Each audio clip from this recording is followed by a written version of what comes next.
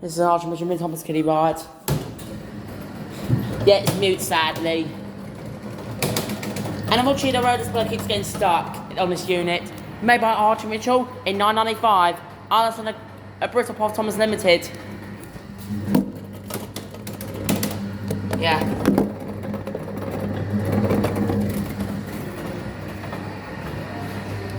Yeah, it's mute now. Oh, it's mute.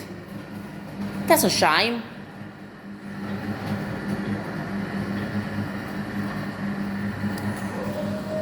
It's mute now.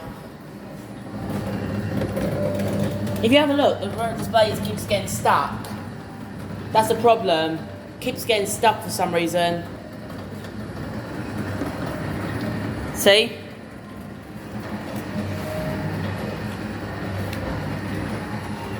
It's mute now.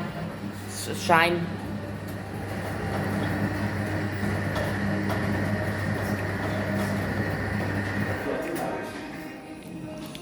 And that was the Archbishop Vinnie Thomas's Hangar Kiddie ride. Sadly mute.